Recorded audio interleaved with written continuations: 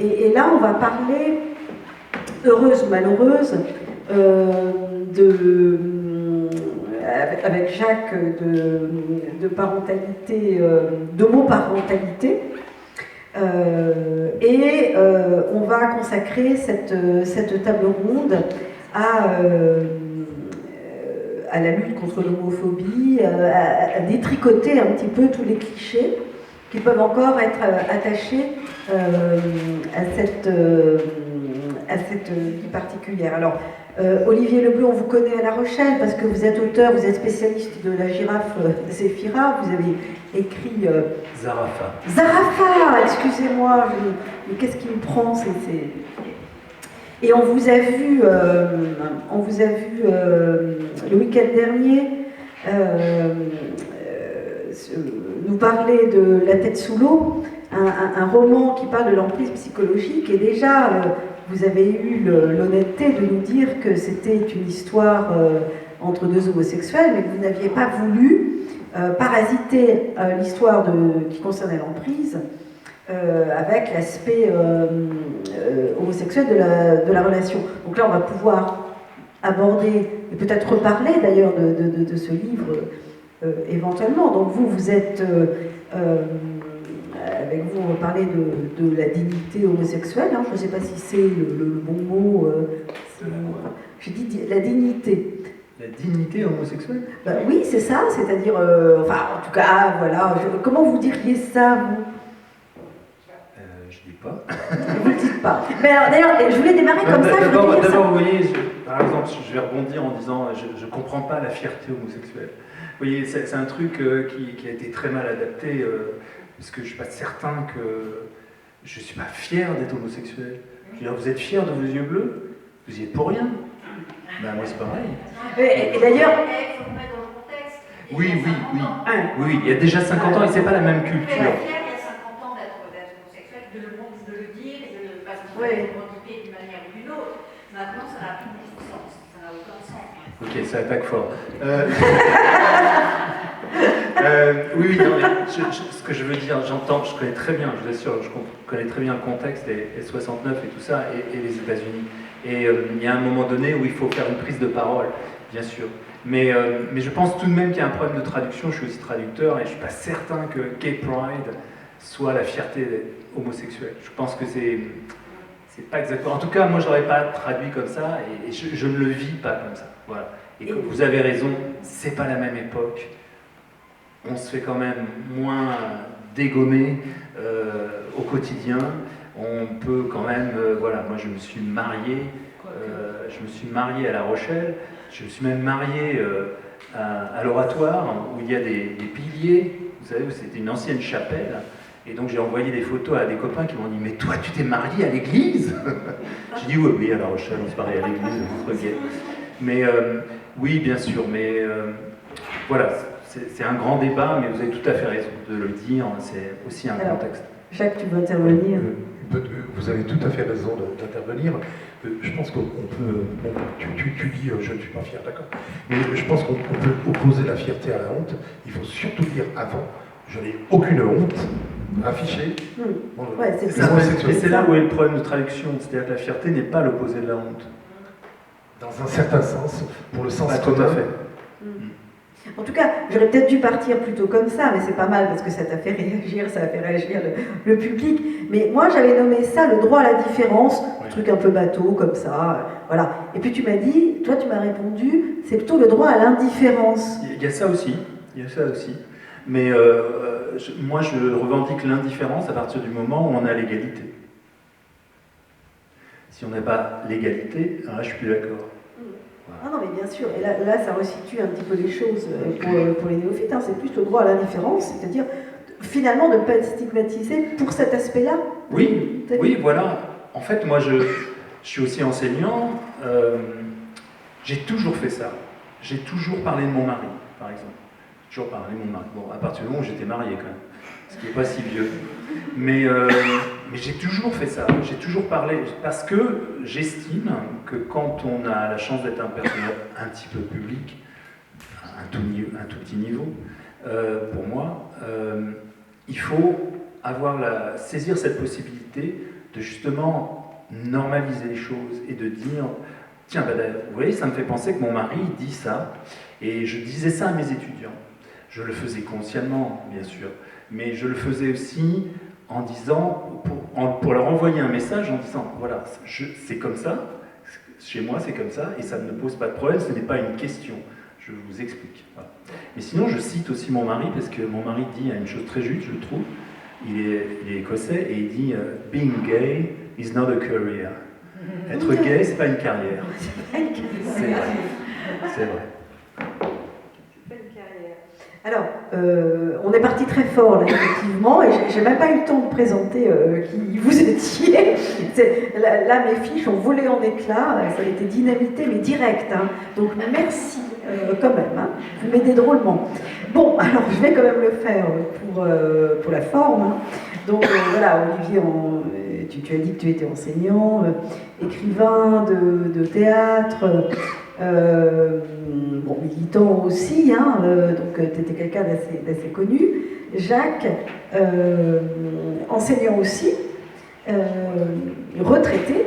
Est-ce que c'est une carrière d'être retraité? Je ne sais pas ce qu'en penserait Yann. Et dans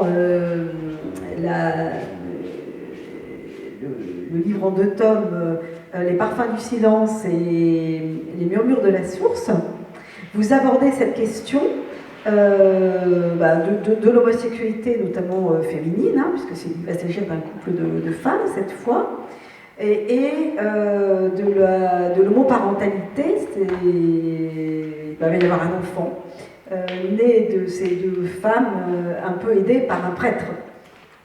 Alors racontez-nous un petit peu cette histoire qu'on entre de plein pied dans votre roman, oui, en 2 tomes. Je ne vais pas vous raconter le roman en détail, je vous conseille surtout de l'acheter, c'est mon éditeur qui est au fond de la salle. Non, alors voilà, en vérité, effectivement, ce sont 2 femmes qui veulent absolument avoir un enfant, et au passage, je tiens à signaler que nous vivons au pays des droits de l'homme. La Révolution a fait beaucoup, la République a apporté beaucoup, et quand on parle de la PMA, la procréation médicalement assistée, elle n'existe pas en France. Et moi, j'ai ma fille qui est en couple avec une autre fille qui a été obligée de partir à Barcelone pour avoir un enfant. Voilà. Alors, c'est une première parenthèse, parce que je pense qu'au pays des droits de l'homme, on devrait beaucoup plus évoluer, et il y a longtemps qu'on aurait dû mettre en place ce genre de système. Bon, ça, c'est une parenthèse. Alors, j'en viens au roman. Il s'agit, on parlait au départ avec Olivier, avant d'entrer sur la scène, on parlait du droit à la différence, du droit à l'homosexualité, de la liberté sexuelle. Alors, il s'avère que 2 femmes vivent ensemble depuis 2 ans et ont trouvé un moyen absolument exceptionnel d'avoir un enfant sans se déplacer à Barcelone. La scène se déroule d'ailleurs avant qu'il soit question de PMA. Mais effectivement, l'une des 2 femmes va rencontrer un curé. Elle va commencer par se confesser, lui raconter un tas d'histoires, et l'embringuer dans une scène de théâtre qu'elle aura montée du début à la fin. Et le curé est aspiré, est pris dans cette spirale, et finalement, le curé va devenir le papa de l'enfant. Mais alors, quand il est question de... Il a été vraiment inspiré, hein, parce qu'effectivement, il devient le papa de l'enfant. C'est dire à quel point, voilà, il s'est engagé dans cette histoire. À quel point oui. Alors, on parlait tout à l'heure de liberté sexuelle, donc 2 femmes qui vivent ensemble. C'est une chose qui doit être tout à fait acceptée. Mais la liberté sexuelle, le curé, lui, ne l'a jamais connue. Parce que c'est un orphelin, il était recueilli dans la rue, sous une porte cochère de la rue des Lombards, une rue qui est perpendiculaire à la rue Saint-Denis, à Paris. Bon, comme je le signale dans l'introduction, le curé était recueilli adopté par les sœurs du couvent, des sœurs de Saint-Vincent-de-Paul, et il a été complètement formaté. Il a passé son bac, et ensuite il est entré tout de suite, il a fait le séminaire. Mais alors, j'en viens au niveau de la liberté sexuelle, lui, il ne l'a jamais connu. Il l'a connu en fraudant, en fraudant. Et alors qu'il était prêtre, il a procréé.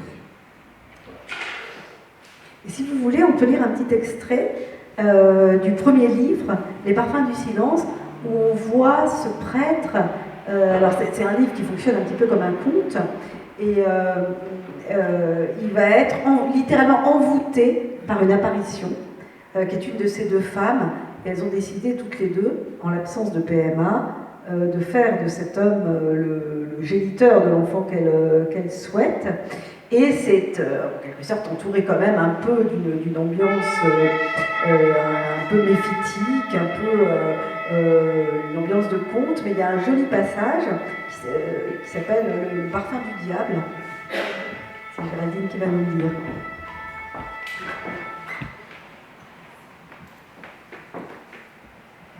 Effectivement, le parfum revint. Un dimanche de printemps, il se répandit brusquement comme la lave jaillie du volcan. Au cœur de l'église, les fidèles, en file indienne, entonnaient les cantiques en se dirigeant vers l'autel, un brin de rameau à la main. C'était le moment de la communion. Une fille se présenta à son tour devant l'homme en soutane, lui tendant un maigre bouquet afin qu'il fût béni. Elle fixait le prêtre. Fermant à moitié les paupières, elle donnait l'impression de prier. Pas d'écharpe autour du cou. Elle était en robe longue, coiffée d'une espèce de béret transpercée d'une aiguille, une perle gris clair à son extrémité. Théo n'avait jamais vu cette créature, mais l'odeur était là, la même que celle qui le fit éternuer l'après-midi de la maudite confession. Cette senteur d'épices orientales qui s'incrusta des jours sans fin au cœur de son quotidien. La même qui le fit bondir lors de la messe célébrée en l'honneur de Béraud. Jusqu'à la fin de l'office, le prêtre ne cessa de fixer la jeune femme. Elle était placée vers les derniers rangs, les mains pieusement nouées. Avant que Théo ne lançât son ultime rituel, aller dans la paix du Christ, la fille quitta l'église sans qu'il ne pût l'aborder. Comme chaque dimanche, un groupe de bigotes attendait devant les marches. Théo se présenta, son missel à la main. Cette fois, ce fut lui qui prit la parole le premier. « Avez-vous remarqué cette odeur quand je partageais les hosties ?»« Bien sûr, rien à voir avec celle de l'encens, » rétorqua l'une d'entre elles. « C'était suffocant, c'est la demoiselle au béret qui en était imprégnée. »« C'est la première fois que je la remarque. Qui est-ce ?»« Aucune idée. Une étrangère. Elle a peut-être de la famille ici, mais, mon père, je vous le dis, j'ai cru respirer une essence fabriquée par le diable. Cette jeune femme s'est installée au fond de l'allée pendant votre sermon. Je n'ai pas été seule à me retourner. » Merci Géraldine. Là, on voit bien que c'est une apparition presque diabolique, finalement, cette femme, dans ce lieu saint. Oui, je pense qu'en vérité, la femme a fabriqué une pièce de théâtre et elle a tenu à envoûter ce fameux prêtre pour Parce qu'il n'y a pas de PMA. Non. Donc là, on est encore à une époque où il fallait trouver un géniteur et se débrouiller voilà, pour avoir un enfant, et c'est seulement plus tard qu'il comprendra la belle supercherie, en fait. Il va apprendre à la fin du roman. Il va apprendre qu'effectivement, voilà, cette fameuse fée déesse, prénommée ou surnommée Sappho, s'est présentée comme l'auteur d'une pièce de théâtre. Sappho était une déesse grecque qui a vécu 6 siècles avant notre ère, je crois, sur l'île de Lesbos. Sappho était amoureuse des femmes, et Sappho, c'est... C'était une déesse, c'était une poétesse. C'est une poétesse, mais pour certains, c'est devenu une déesse, et elle s'est présentée en tant que déesse. Sappho. Et donc, ces deux femmes vont avoir un enfant ensemble que ce prêtre va rencontrer. Alors, c'est assez amusant, votre prêtre, il est prénommé Théophile, son prénom d'état civil c'est Théophile, et puis il devient quand même, au fur et à mesure de sa maturité spirituelle, théophobe. Puisqu'il va rejeter tout ce qui lui a été imposé par l'Église et il va trouver sa propre liberté de conscience et se créer sa propre spiritualité, un rapport au monde qui soit plus personnel. Alors, dans le murmure de la source, il va rencontrer le fils né de cette union, qu'il n'a jamais rencontré. Les deux femmes l'ont élevé, donc il a eu donc deux mamans, et il vient voir son père, et dans un premier temps, c'est quand même pour lui expliquer, pour lui raconter que ça a été pour lui parfois un peu difficile, dans le regard des autres en tout cas, d'avoir deux mamans. Oui, tout à fait. Alors, le fils retrouve son père alors qu'il a 20 ans. Alors Théo est tout à fait surpris. Théo est défroqué depuis 20 ans, justement. À l'époque de la naissance, il a rompu avec les ordres. Et il rencontre Louis, qui lui raconte sa vie, qui lui dit, ça a été très dur, mais pour moi, je suis très fier. Je suis très heureux d'avoir deux mamans que j'adore. Alors j'avais justement sélectionné les deux passages, le moment où lui confie la difficulté sociale dans le regard des autres à cette époque. Et on a raison tout à l'heure d'avoir quand même parlé de la différence et de l'évolution, heureusement, des consciences. Mais il y a eu une époque, ça se situe quand à peu près, Jacques, l'histoire? Alors, quand Théo vient parler à son père, on est à peu près en quelle année? On est dans les années 80. Voilà, on est dans les années 80, il y avait encore du travail à faire dans les consciences, c'était pas si évident que ça. Donc on va lire le petit passage, Avoir de maman, où Louis confie donc à son père Théo que ça n'a pas été de tout repos de dire aux autres, à ses camarades, ce que c'est que de ne pas avoir un papa et une maman comme tout le monde, mais deux mamans. Un bébé qui passe des mains d'une femme à celle d'une autre, cela peut tout à fait se concevoir, murmura Louis. Ce sont des mains féminines qui m'ont fait manger, qui m'ont appris à marcher, qui me conduisaient à tour de rôle tous les matins à l'école. Ce sont deux femmes qui m'ont aidé à apprendre à lire. Seulement, un jour, j'ai reçu une gifle, et tout a semblé éclater dans ma tête. Je me souviens, c'était dans la cour de récréation, une altercation qui n'a duré que quelques secondes. Deux de mes camarades s'en sont pris à moi, prétextant que je n'étais pas un enfant comme les autres. Je vivais avec deux mamans, et je n'avais pas de papa. Non, je n'en avais pas, puisque je répondais à chaque fois qu'on me posait la question que je ne le connaissais pas. Je ne l'avais jamais vu, donc il n'existait pas. Il y a eu aussitôt un attroupement autour de moi. Certains riaient aux éclats, moi je me suis mise à pleurer. Vous savez, les enfants ne se font pas de cadeaux entre eux. La scène s'est arrêtée dès que la cloche a sonné. Je suis rentrée en classe en larmes. Venant juste d'apprendre l'incident, l'institutrice, une femme qui était très proche de nous, est intervenue. Nous avons tous eu droit à une leçon de morale. Elle a improvisé un conte pour la circonstance. L'histoire d'un petit Fan qui suivait toujours sa maman et qui ne voyait pratiquement jamais son papa. Et il n'en était pas plus malheureux pour autant. Elle nous a parlé du cas de deux élèves qui passent certains week-ends et une partie de leurs vacances avec leur père. Ils se sont aussitôt reconnus. Cependant, moi, j'ai fréquenté la communale à une époque où la cellule familiale avait une représentation aux contours bien définis. Notre livre de lecture nous relatait tous les matins les aventures d'un petit garçon et de sa sœur, élevés par un papa et une maman. Tout au long de ma scolarité, ces affronts ne se sont jamais tus. Plus je grandissais, plus les flèches que je recevais avaient le parfum du poison, au collège et même au lycée.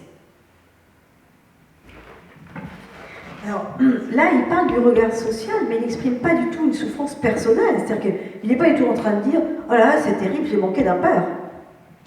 Absolument pas. Absolument pas. Mais apparemment, il voulait absolument retrouver son papa. Retrouver son géniteur. C'est-à-dire qu'il est tout à fait capable de reconstituer une sorte de triangle, hein, d'accepter le père, le géniteur, parce que aussi, ses mamans lui en ont parlé, il a sa place, il n'est pas rejeté, mais il n'y a pas de vrai manque, comme on pourrait l'imaginer, voilà, il est heureux d'avoir... et lui, c'est quelqu'un qui va réussir et qui va... Alors, à l'inverse, justement, des enfants détruits, qu'on a vu tout à l'heure, qui pourtant sont nés dans des familles où il y a un papa et une maman, ben là, lui, il a eu deux mamans et il s'en est fort bien porté. Tout à fait. Tout à fait. Il le dit tout au long du roman. On sent qu'il a été et qu'il est toujours heureux avec ses deux mamans. Oui, alors ça c'est un témoignage précieux. On peut lire le petit passage là qui s'appelle « J'adore mes deux mamans ».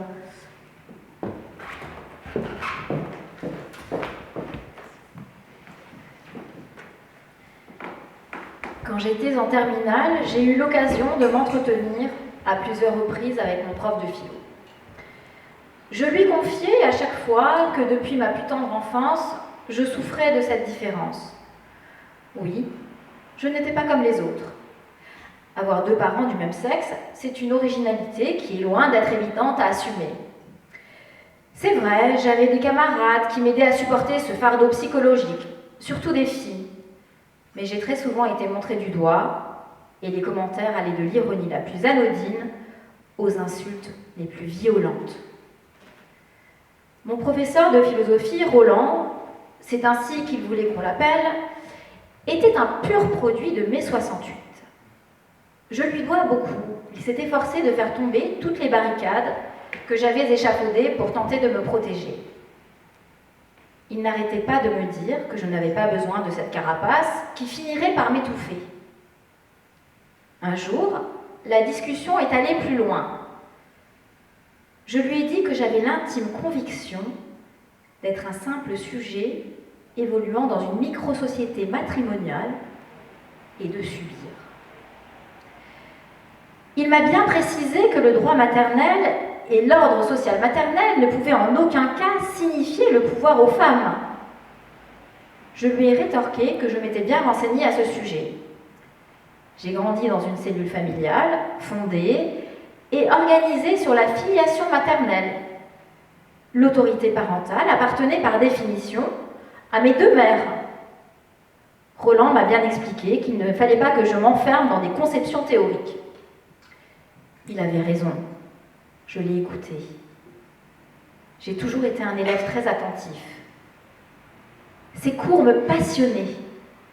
Mais vous voyez, Théo, en dehors de tous ces soucis qui me collent à la peau, je vais vous glisser cette confidence. J'adore mes deux mamans. Merci. Donc là, on voit que dans sa tête, tout est totalement normalisé. Il n'y a pas justement de différence ou de fierté. Bien sûr, il y a une difficulté qui est celle que rencontre tout adolescent qui est légèrement différent et qui est un peu la même que finalement s'il avait porté des lunettes ou qu'il avait eu les cheveux roux. Voilà. Mais lui, il est parfaitement bien. Donc ça c'est quelque chose dont vous témoignez, Jacques, hein, le fait qu'un enfant puisse être parfaitement équilibré, à l'inverse de ce qu'on a vu tout à l'heure, quand il est éduqué par deux personnes du même sexe. Tout à fait, tout à fait. Et pour lui, à la limite, le seul problème serait le regard extérieur. Oui. Mais lui, sa vie, il est tout à fait heureux avec ses deux mamans. Alors, pour ce qui concerne... Vous voulez ajouter quelque chose? Allez-y.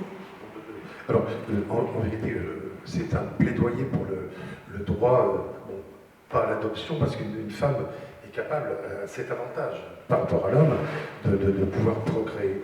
Mais moi, j'ai des amis homosexuels masculins que j'ai rencontrés, que j'ai enseigné un certain temps l'île de la Réunion, et je me bats également pour le droit à l'adoption chez les couples homosexuels masculins. Il n'y a aucune raison qu'on puisse interdire à deux hommes qui vivent ensemble d'élever un enfant. Oui, je n'avais même pas prévu, ça paraissait tellement évident que je n'avais même pas posé de question, mais c'est vrai que peut-être il faut le rappeler, qu'il y a des choses qui nous paraissent évidentes aujourd'hui, qui sont tout à fait entrées dans les mœurs, mais qu'il faut quand même rappeler. Oui, parce que quand on parle d'homoparentalité, on parle des femmes, mais il faut aussi parler des hommes. Oui, bien sûr, homoparentalité, c'est homme ou femme. Homme ou femme, tout à fait. Ce sont des... Voilà. Donc je voulais me tourner vers Olivier parce que on parlait du regard social justement, et ton livre L'étranger de la famille va raconter un coming out un peu houleux en famille, où il s'agit de révéler l'amour qu'il a pour David, donc à ses parents, à ses frères et sœurs, dans une famille où les choses sont un peu distendues. On n'est peut-être pas tout à fait dans la famille Groseille de tout à l'heure où tout vole, mais enfin, c'est quand même très agité, et on a l'impression, en lisant votre roman, qu'on est un peu là. Chez Jacques, on était plutôt dans le conte, quelque chose d'un peu féerique, un peu le Grand Maulne, etc.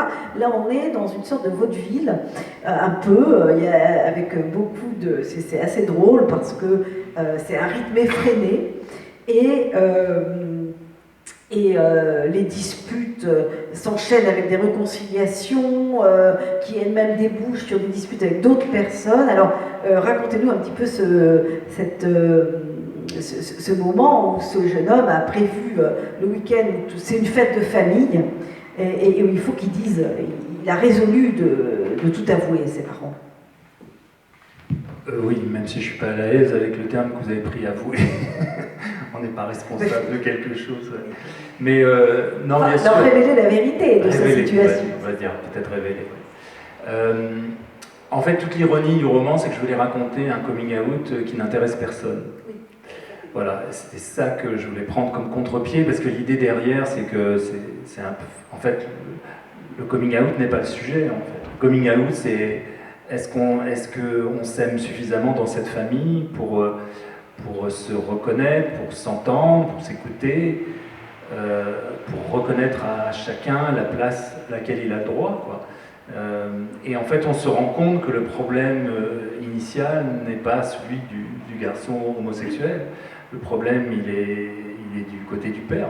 Je vais essayer de ne pas divulgacher, mais le problème est plutôt là. Le problème est plutôt, est-ce qu'il y a des choses qu'on ne peut pas dire. Voilà. Et je me suis amusé avec ça. Oui, j'en ai fait une comédie. J'espère que ça fonctionne. J'espère que ça vous a fait rire. Parce que c'est le but aussi. Oui, j'ai beaucoup ri. Alors, il y a beaucoup de ce que j'ai vécu, moi. Je viens aussi d'une famille nombreuse. On est 5 enfants. Mais j'ai tout recomposé, puisque moi, je n'ai que des sœurs. Donc, on est 4 filles et un garçon. Et là, c'est 2 filles, 2 garçons. Donc, j'ai un peu tout redistribué. Et voilà, à travers le filtre de la fiction. Mais c'était ça ce que je voulais le plus mettre en avant. Voilà, c'était finalement ce pauvre garçon, il est persuadé dans son orgueil aussi, il y a de l'orgueil, que ça va passionner tout le monde, que ça va bouleverser tout le monde d'entendre qu'il est gay et qu'il faudrait leur présenter son copain, mais ils ont autre chose à foutre, quoi. Ils ont autre chose à régler. Mais l'idée derrière aussi, c'est que son effort de transparence, tout d'un coup, bouleverse un peu tous les codes de cette famille qui parle beaucoup, mais se dit jamais les choses essentielles. Oui, ça parle beaucoup, mais alors tout est, comment dire, on ne sait pas si les personnes communiquent vraiment. Non, voilà. Hein, c'est-à-dire que ça parle beaucoup, c'est très agité, mais tout est retardé. Alors ça, c'est drôle parce que le moment qu'il imagine spectaculaire est sans arrêt retardé. C'est-à-dire que tout le monde a autre chose à faire qu'à écouter ce pauvre garçon qui s'imagine détenir une bombe de révélation. Et c'est vraiment drôle parce que tout est sans arrêt retardé. Et là, c'est enfin le moment. Et j'aimerais qu'on lise le passage de l'aveu où il va pouvoir enfin dire ce qu'il a à dire. Le absent, la mère bougonne, le nez dans son bol. Ils sont bien le malaise, Benoît, mais comment dire, c'est plus fort que lui. C'est justement parce que ça tombe mal. Ça tombe bien, je voulais vous parler à tous les deux. Ah oui? Odile arque un sourcil inquiet. Au moins, dit Claude, qui n'a pas avalé sa langue. Parle sans crainte. Voilà, j'ai une bonne nouvelle à vous annoncer. J'ai rencontré quelqu'un et je suis très amoureux. Oh, s'étonne le papa. J'en étais sûre, jubile la maman. Je l'avais senti, tu n'étais pas le même ces derniers temps. J'en étais sûre. Comment s'appelle-t-elle? Il, déclare Benoît, s'appelle David. Silence radio. En voyant nettement les épaules de sa femme s'affaisser, Claude pense que ça doit être ça, prendre le ciel sur la tête. Et il sent bien qu'il est le seul à pouvoir parler. Tu en es certain? Que c'est un garçon ou que je suis amoureux? Les deux. Les deux. Odile continue de s'effondrer au ralenti sur la table. Sa bouche tordue tente un sourire ou une grimace, ce n'est pas très clair. Pourtant, tu n'es pas efféminé? Non, je ne suis pas non plus de ces invertis extravertis, exhibitionnistes notoires, pervers polymorphes, dont les médias raffolent. Benoît sait qu'il rougit comme d'une bêtise dont il se vanterait d'être fier. C'est peut-être ce qui l'énerve le plus. Nouveau silence. Claude tout saute. Odile retrouve l'usage de la parole. Mon chéri, je ne sais pas si tu as mesuré toutes les conséquences que cela peut engendrer dans ta vie privée, mais surtout professionnelle. Pour ce qui est de ma vie privée, autant demander à un zèbre s'il a réfléchi aux conséquences de ses rayures. C'est en moi depuis toujours. Quant à ma vie professionnelle, d'abord, je ne suis pas tenue d'en faire étalage au bureau. Et deuxièmement, je me destine à un métier où c'est parfois un inconvénient de ne pas en être. Et troisièmement, j'ai la chance de vivre à Paris, où l'on n'a pas le temps de se demander qui vit avec qui. Claude a la drôle d'impression de se faire engueuler par son fils. Tu ne peux pas nous reprocher de nous faire du souci. Si, justement, je viens partager un bonheur, pas avouer une tare.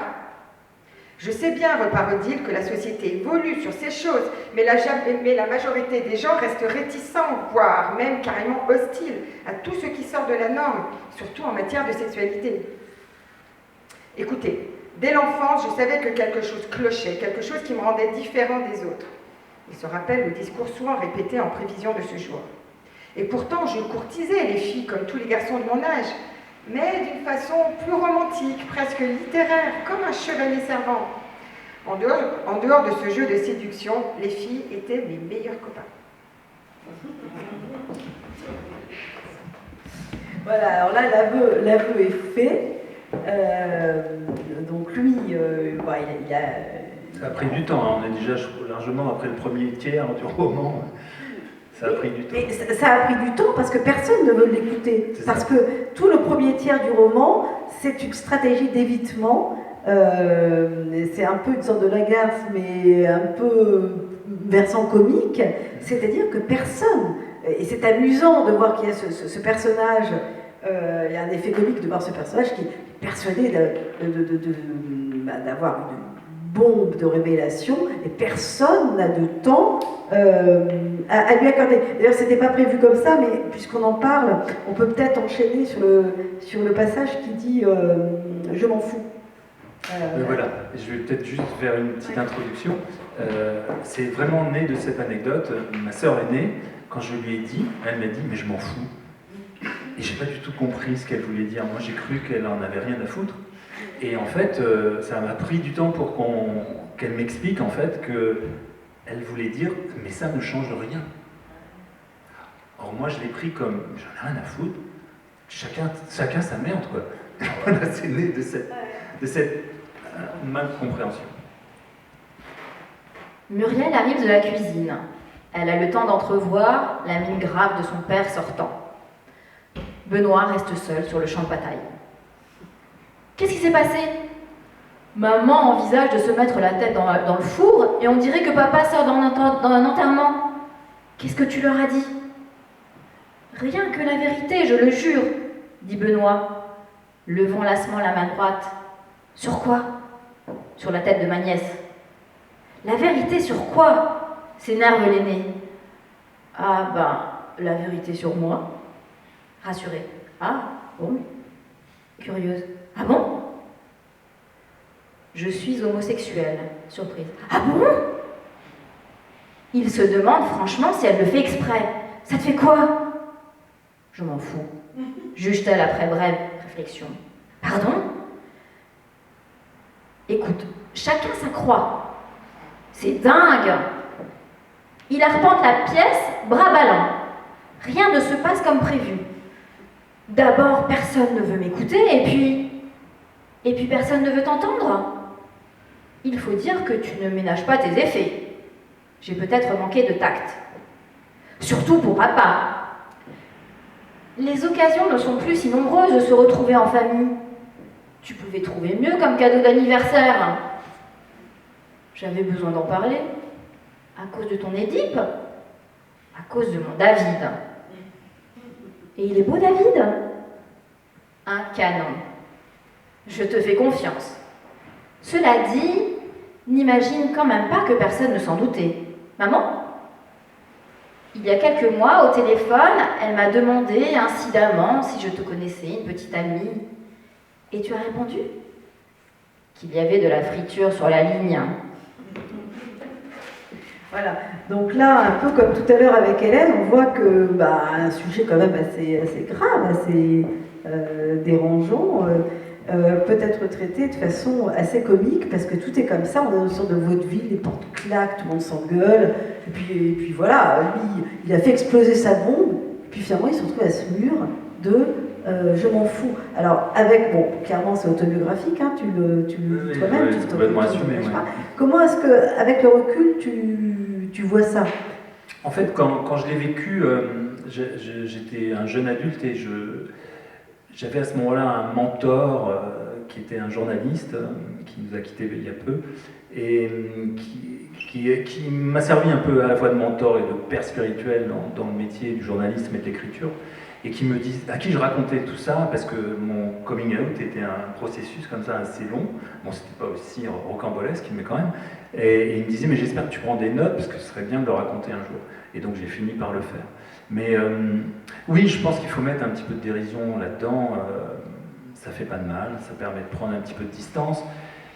Quand je fais ça, je suis très conscient aussi qu'il y a des gens qui meurent. Il y a des gens qu'on tue pour ça. Donc tant qu'on tuera des gens au nom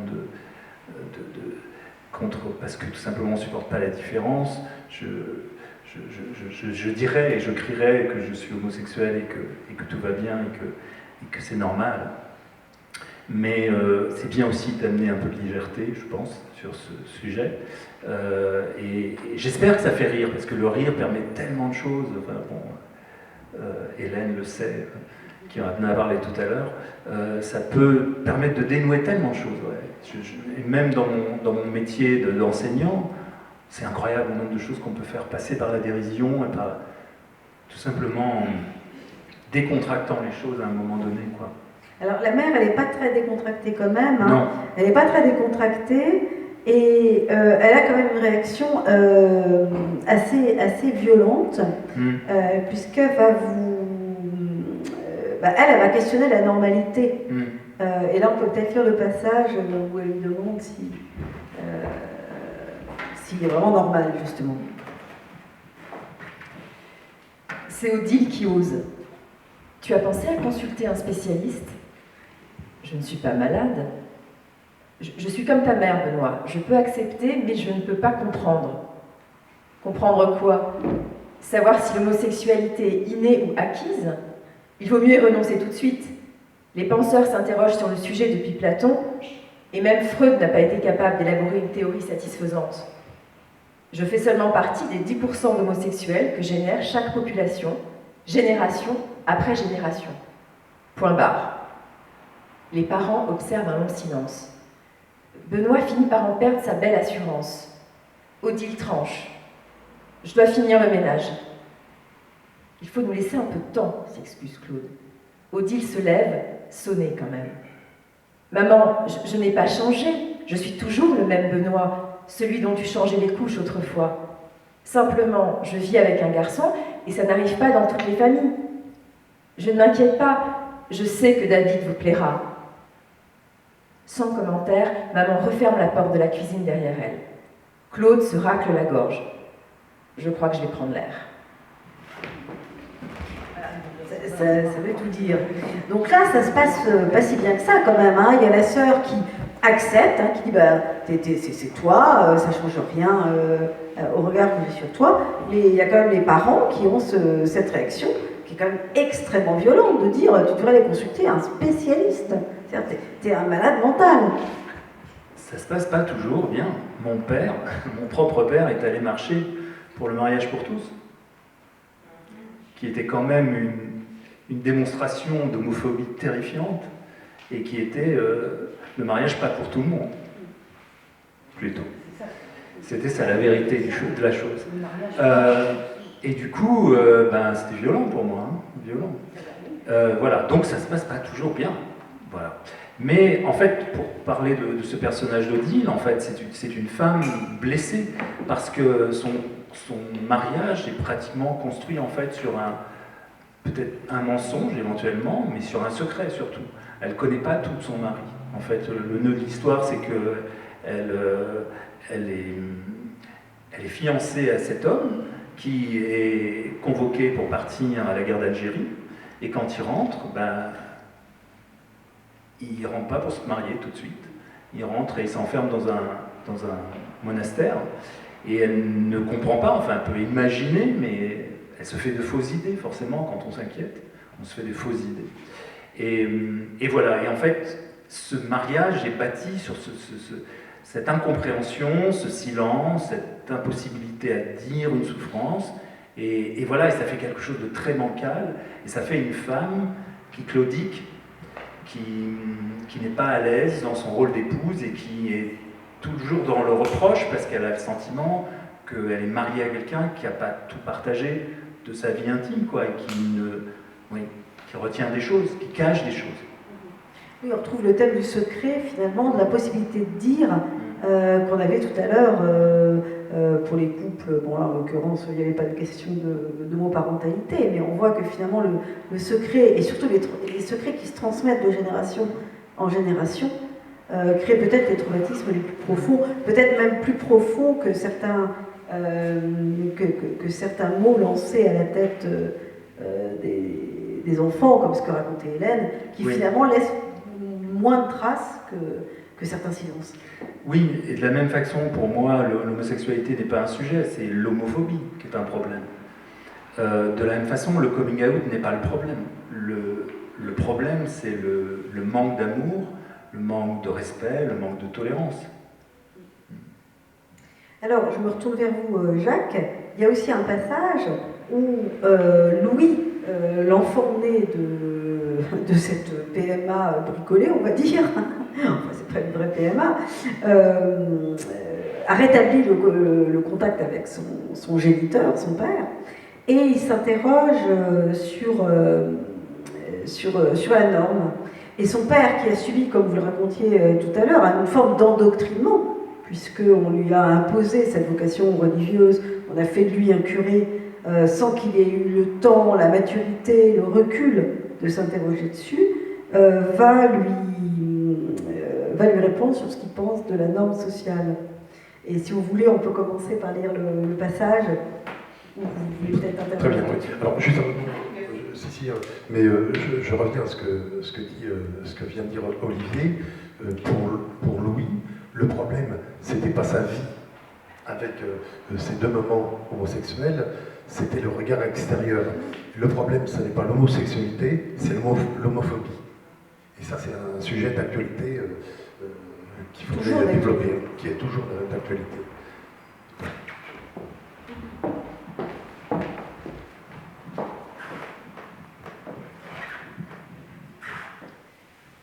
Prenant sa tasse, Théo paraissait impatient. Il grinçait des dents et montrait des signes de démangeaison. Il fallait qu'il parle. Pour reprendre notre échange, je voulais insister sur un point. Existe-t-il une norme?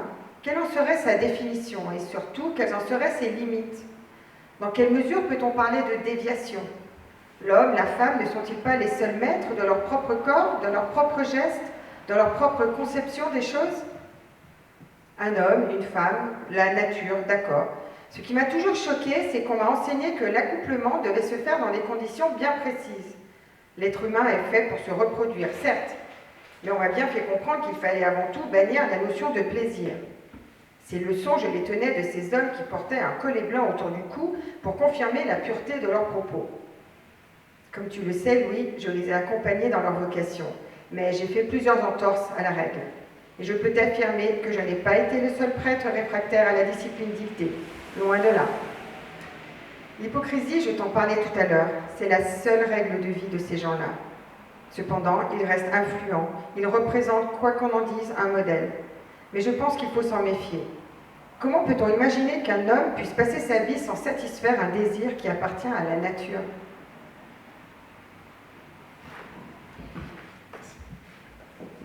Alors, Jacques, c'est aussi un moment, une réflexion sur la norme en général, sur ce qui est imposé,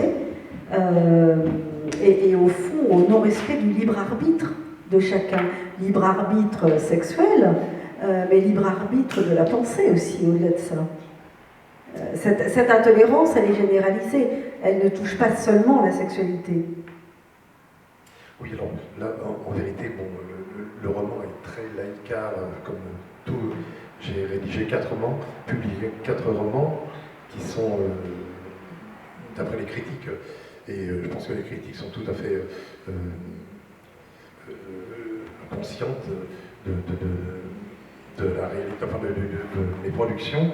Effectivement, je m'attaque surtout aux principes dictés par l'Église catholique. Je veux dire, ce sont des gens qui bannissent l'acte sexuel. L'acte sexuel est interdit. D'abord, les curés, les prêtres n'ont pas le droit de se marier et n'ont pas le droit d'avoir de rapports sexuels. Il y a eu des déviations, on en a entendu parler récemment. Certains se sont permis certaines déviations, là, vraiment graves et condamnées. Alors, le fameux Théo, lui, qui n'avait rien demandé, a donc été élevé, éduqué dans ce couvent. Et il était donc formaté, il a terminé à l'issue du séminaire, il a prêté ses vœux, et on l'a envoyé curé. Et ce gars-là fait comprendre par la suite qu'effectivement, la norme, il n'y a pas de norme. Enfin, il a vécu une norme qui lui a été imposée, mais une norme générale ne doit pas exister. Il n'y a pas de... Sur le plan sexuel, mis à part les déviations graves, viol ou inceste, je veux dire, la liberté sexuelle doit être reconnue. Un homme peut avoir un rapport avec une femme ou plusieurs femmes, ou avec un autre homme. Pour moi, c'est la liberté, c'est tout. Il n'y a pas de normes, on ne doit pas imposer quoi que ce soit. D'une façon générale, c'est quand même un plaidoyer pour la tolérance. Votre roman, vos 2 romans, je crois que de toute façon, quand la thèse, c'est qu'il y a un libre arbitre en tout, hein, un libre arbitre de pensée, de spiritualité, de sexualité, et que la chose importante, c'est effectivement le respect. On retrouve là ce que tu disais tout à l'heure au sein de la famille. Ce qui est important, c'est que l'être, c'est qu'on continue à l'aimer pour ce qu'il est. Et que, comme disait ton mari, c'est pas une carrière d'être homosexuel. Oui, j'ai vu ma mère, moi, qui m'avait dit, on a vu ça quand j'avais fait mon coming out, après on en a reparlé, je savais que pour mon père ce serait très compliqué, et effectivement mon père a coupé les choses, alors là je parle plus du roman, pardon, je parle de moi, a coupé les choses, a dit ok, ok, je suis d'accord, ok, j'ai entendu, mais je veux plus qu'on en parle. Bon, ça s'est coupé comme ça. Après il est revenu un peu, il a dit on en parlera quand le grand-père sera mort. C'est vrai que j'avais un grand-père très croyant, on n'avait même pas été capable de lui dire que ma cousine avait divorcé, alors vous imaginez que son petit-fils gay, c'était genre même pas calculable. Et par contre, ma mère, je savais qu'elle ferait son chemin et qu'elle aurait besoin qu'on en reparle, tout ça. Et un jour, on est au téléphone à 2, et puis elle me dit, tu comprends quand même, c'est compliqué par rapport aux voisins. Et là, je fais, maman, mais je m'en fous. Alors là, je vais te dire, maman, je suis désolé de te le dire, mais je m'en fous. Ça, c'est tes problèmes avec ton voisin. Si tu n'es pas capable d'assumer la vérité de ton fils, bah, je m'en fous. Voilà, là, pour le coup, c'est moi qui dis, je m'en fous. Je dis, c'est pas mon problème, c'est le tien.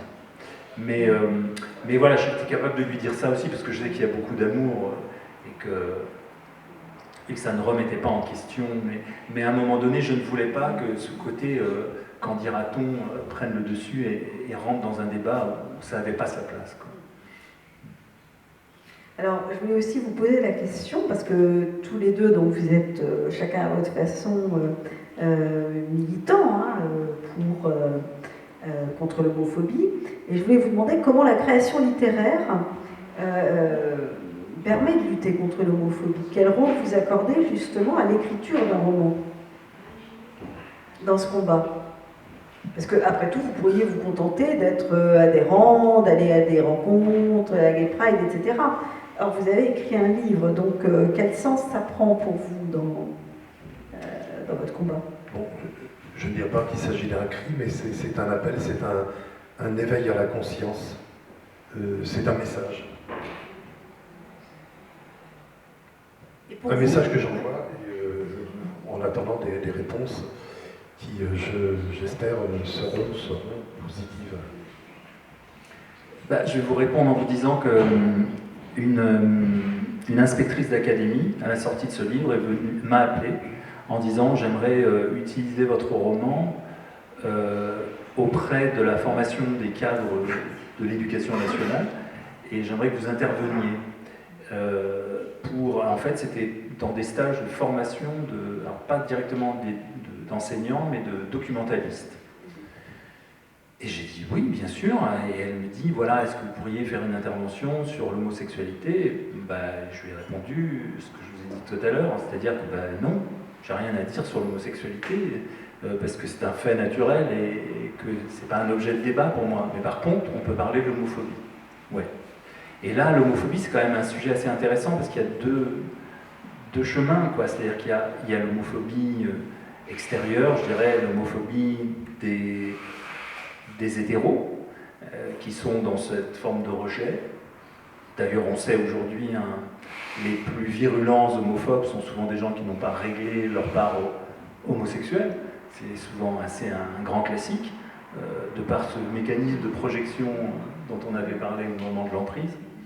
Et d'autre part, il y a ce qu'on appelle l'homophobie intériorisée, qui est encore plus compliquée, qui est l'homophobie des gays, des homophobes, gays et lesbiennes. C'est-à-dire que le fait de grandir dans un système qui est hétéronormé, où tout ce que l'on va voir, là j'exagère parce qu'il y a quand même beaucoup de productions maintenant qui incluent des éléments homosexuels, mais quand vous grandissez dans une culture où le modèle majoritaire est forcément hétéro, et quand on est un garçon, il faut forcément draguer une fille et vice-versa, et vous finissez par intégrer, ouais, et ça peut aller très loin, parce que c'est non seulement, oui, ça peut aller jusqu'au suicide, et ça va jusqu'à à devenir même des tortionnaires d'homosexuels, parce qu'on n'a pas réglé ce problème en soi. Voilà, donc tout se rejoint, mais il faut beaucoup aussi, je dis, parler de l'homophobie intériorisée. C'est un vrai problème qui fait beaucoup de tort, qui fait des ravages chez les gens, et ça c'est dû à une société hétéronormée. Donc tant qu'on aura... Hétéronormée et intolérante. Et intolérante, et tant qu'on ne laissera pas la place à l'expression de la différence, on se trouvera dans ce genre de situation. C'est pour ça que j'estime que c'est un devoir, quand on tend un micro, comme aujourd'hui, de pouvoir parler de ça et de dire, voilà ce que je suis, et ce n'est pas un problème. Voilà. Et après, avançons. Mais voilà, c'est dommage, elle n'est plus là, la dame qui avait réagi tout à l'heure. Elle a raison de dire qu'on a changé, qu'on a évolué, que les sociétés évoluent. Je dirais que je suis optimiste sur le temps en cours, parce que je vois les évolutions, et on est quand même en France, au moins, dans une société plus tolérante, et j'ai l'impression quand même qu'avec les jeunes générations, c'est moins un problème quand même, c'est même assez à la mode d'aller essayer le féminin ou le masculin. Aller à un mariage hétérosexuel, c'est ringard, mais un mariage gay, c'est carrément la classe, quoi. C'est la classe. Mais je suis assez pessimiste, je dois dire, sur le long terme, parce que on a quand même le sentiment que c'est quelque chose qui est très ancré, le rejet de la différence, c'est comme un truc qui est ancré dans la psyché humaine, il n'y a rien à faire, et qu'il y aura toujours matière à se battre, toujours matière à revendiquer et à dire non, on exige l'égalité et il faudra se battre jusqu'au bout. Donc je ne suis pas très optimiste, je dois dire, sur le long cours, parce que voilà, dès qu'il y a des problèmes, on recherche toujours des boucs émissaires, et pour les minorités jouent toujours ce rôle-là de bouc émissaire dès qu'il y a des problèmes dans une société, que ce soit les migrants, les juifs, les blacks ou les PD. Voilà, c'est souvent... Je n'aurais pas osé utiliser le mot. Oui, mais moi j'ai droit. Oui, c'est vrai. Moi j'ai droit, voilà. Je le revendique. Alors, est-ce que dans le public, il y a des gens qui aimeraient réagir à ce qui a été dit par Jacques sur... Oui, je voudrais dire que j'étais chef d'établissement avant d'être une retraitée heureuse, principale de collège, mais c'est surtout en collège que je l'ai vu. Quand je suis arrivée dans un établissement scolaire, je prends les fiches, je regarde les documents qui existent, forcément c'est un petit peu notre rôle, et je vois donc la fiche qu'on faisait remplir aux parents, et professeur du père et professeur de la mère, et je convoque un peu l'équipe en disant, attendez, on est où là, je sais pas, dans un couvent, chez les oiseaux, non, voilà, responsable 1, responsable 2, ça se fait mieux quand même. Et en fait, c'était pas si évident que ça, alors moi j'arrivais, voilà, et j'ai imposé, j'ai dit, etc., ça, je ne me mets pas en débat, c'est évident. Et j'ai ce souvenir-là. J'ai ce souvenir dans ce même établissement, c'était à Rodez. Bon, voilà, c'était à Rodez. Et en gros bahut, malgré tout, un gros bahut de centre-ville de Rodez.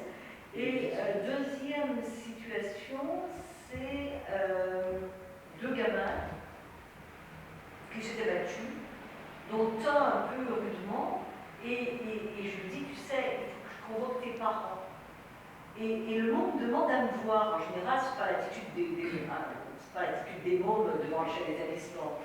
Et vraiment, la secrétaire me dit, écoutez, il insiste. Dit, mais convoquez, j'ai 2 mères, mais convoquez-les quand tout le monde est parti. Voilà, donc on trouve la honte qui était... Mais ça, c'est pas quand même, on n'a pas tant d'années que ça.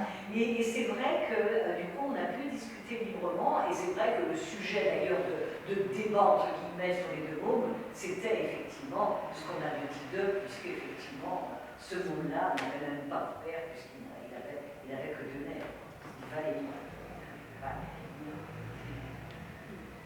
Et Pascal, tu voulais intervenir aussi? Oui, Pascal, merci beaucoup. Merci pour ce débat dont je sais à quel point il n'est pas facile. Moi, c'est un sujet qui me passionne à bien des égards. Le premier, c'est que je suis mère d'une fille homosexuelle qui a épousé une jeune femme il y a maintenant 2 ans, qu'elles sont en train de faire une démarche de PMA, que la PMA est autorisée en France maintenant tout à fait. Ce qui est compliqué, c'est le problème des spermatozoïdes. On manque beaucoup de semences masculines, donc c'est là que se situe la difficulté. Appel messieurs. Pardon, oui, appel messieurs, absolument, absolument. Et 70% des demandes de PMA sont faites par des... Pardon ? 70% des demandes de PMA sont faites par des couples de femmes et 30% par des couples hétérosexuels qui ne parviennent pas à procréer de façon simple. Voilà, ça c'est un sujet. Je voulais alors ma façon à moi de militer, parce que je milite beaucoup contre l'homophobie qui me hérisse le poil, c'est que lorsque ma fille m'a annoncé qu'elle était homosexuelle, nous étions en voiture, toutes les deux, nous partions de Bordeaux vers Biarritz. Et ma fille, qui conduisait, me dit « Maman, j'ai quelque chose à te dire ». Et je lui ai dit « Chérie, je sais ce que tu vas me dire, mais dis-le-moi ». Et elle m'a dit « J'ai rencontré Elena, je suis amoureuse d'Elena ». Ben, je lui ai dit « Écoute, voilà, je le savais. Enfin, je ne savais pas que tu avais rencontré Elena, mais je savais que que ta sexualité et tes sentiments te dirigeaient vers je te souhaite beaucoup de bonheur. Et je lui ai dit, la seule chose que je te demande, c'est d'essayer de ne pas te ghettoiser. C'est-à-dire, essaie de ne pas fréquenter que des homosexuels, parce que le ghetto, ça exclut, etc. Voilà, ma fille, depuis, a quitté Elena, mais a épousé Capucine, et j'espère bien être grand-mère dans pas longtemps. Ça, c'est une chose. Je voulais revenir sur un point que vous avez dans votre texte, Jacques, vous dites, le personnage de Louis dit « J'adore mes deux mamans ». Personnellement, en tant qu'autrice, j'aurais écrit, si j'ai bien compris votre propos, j'adore avoir deux mamans. Parce que c'est pas la même chose. On peut aimer ses deux mamans et on peut avoir des difficultés à avoir deux mamans. Donc je pense qu'il est important de faire ce distinguo. Et j'espère que Louis aime ses deux mamans et aime avoir deux mamans. Ça me paraît important. L'adoption est ouverte aux couples d'hommes. C'est très compliqué, mais c'est ouvert aux couples d'hommes. J'ai une amie qui est médecin en pédopsychiatre dans une espèce de, je sais pas très bien, de crèche, enfin voilà. Et un jour, elles ont la crèche en question, c'est pas une crèche, hein, c'est un centre médical, je sais pas très bien. Ils ont accueilli un bébé déficient. Eh bien, il y avait un couple de garçons qui demandait à adopter depuis longtemps. Et ben, on a appelé le couple de garçons pour leur proposer l'enfant déficient. Voilà, donc ça mérite quand même d'être dit. Ça ne s'est pas fait, hein, parce que mon ami s'y est totalement opposé, mais je crois que ça vaut le coup qu'on le dise. Vous avez dit, Olivier, il y a des gens qu'on tue pour ça, il y a des gens qu'on agresse pour ça. Je suis tout à fait d'accord, bien sûr, avec... Enfin, d'accord, je ne vais pas être d'accord, je suis consciente de ce que vous dites.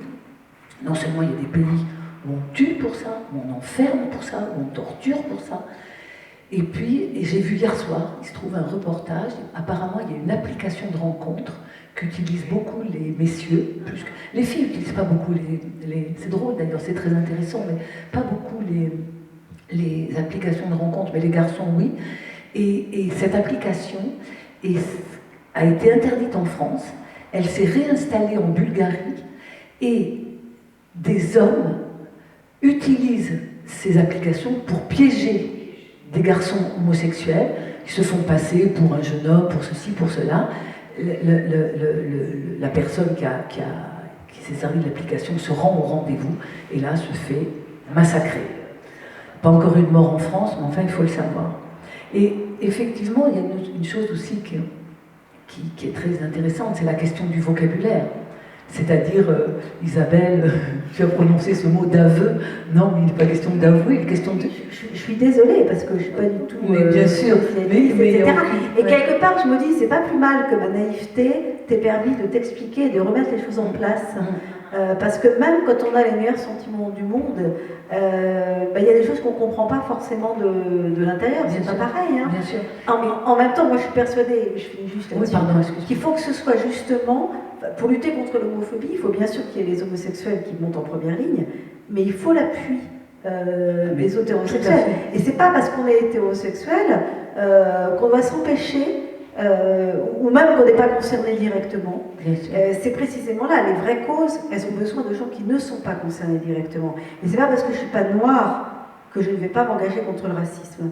Et ça c'est important, c'est-à-dire que c'est aussi, j'avais hésité et je me suis dit, est-ce que je suis légitime ? Oui, je suis légitime en tant qu'être humain. Et c'est précisément parce que je n'appartiens pas à la communauté LGBT qu'il faut la soutenir.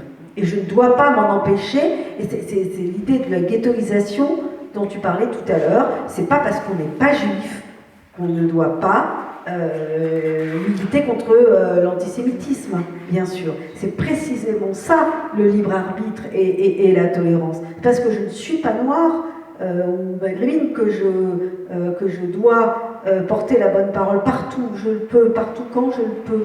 Même si c'est maladroit, et j'en suis désolée pour les personnes directement concernées, qu'on peut être heurté par mon vocabulaire, mais ça vous permet justement de remettre les choses, et j'étais très touchée par ton discours sur, c'est pas le droit à l'indifférence pour lequel on milite, c'est pour le droit à l'indifférence.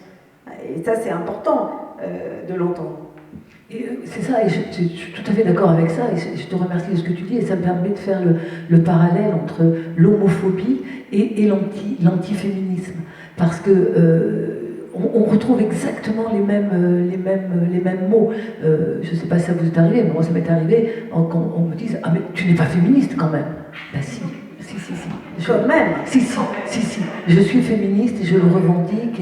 Et depuis le mouvement AdMeToo, et je partage complètement l'avis d'Olivier, hélas, à court terme, moi aussi, je suis plutôt optimiste, parce qu'effectivement, la société et notre société en France avance. Le mariage pour tous, et je suis d'accord avec toi, c'est la manifestation. D'ailleurs, moi, quand j'ai vu les premiers petits drapeaux roses et bleus, je voulais y aller, je trouvais ça très joli, et c'est mon mari qui m'a retenu, qui m'a dit non, je crois que c'est pas la cause que tu veux défendre, mais je trouvais ça très joli. Et je peux vous dire qu'à Bordeaux, ils étaient très nombreux. Mais l'antiféminisme, c'est ça, c'est-à-dire que depuis le mouvement MeToo, les paroles se sont libérées. Il ne se passe pas une journée sans qu'une femme de notre entourage nous dise quelque chose de l'agression qu'elle a subie. Et les homosexuels, donc je viens de raconter cette anecdote épouvantable de cette application, enfin, quand la parole se libère, de toute façon, dans une société sur quelque sujet que ce soit, les personnes qui se taisaient jusque-là s'autorisent à parler. Et donc, les suprémacistes blancs, les homophobes, les racistes, les antisémites, etc. C'est un peu les mêmes. Hein. Oui, c'est souvent un peu les mêmes, mais oui, bien sûr. Mais justement, se sentent autorisés. Et alors, on ne va pas faire le procès ici des réseaux sociaux, mais je crois, hélas, que ces réseaux qui sont à la fois ce qu'il y a de meilleur, sont aussi ce qu'il y a de pire, et peuvent libérer la parole. Et je terminerai mon intervention, parce que quand même, j'ai monopolisé la parole. Je voulais vous dire à tous les deux que de toute façon, quelle que soit la manière dont les parents entendent de leur enfant qu'il est ou qu'elle est homosexuelle, les parents savent. Moi, j'ai su, toute petite, que ma fille était homosexuelle, qu'il y avait quelque chose de ce côté-là. Et ça n'a fait que le... Alors peut-être que quelqu'un me dirait que c'est moi qui l'ai rendue homosexuelle parce que je pensais qu'elle l'était. Mais ça, j'en parlerai à mon psy, si vous permettez. Hein. Bon, en tout cas, merci pour ce débat.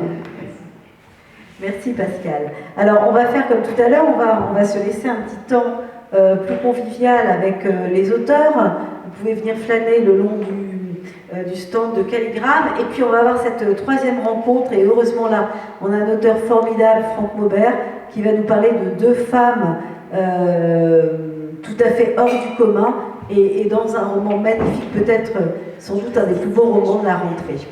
Voilà, à tout à l'heure, à tout de suite.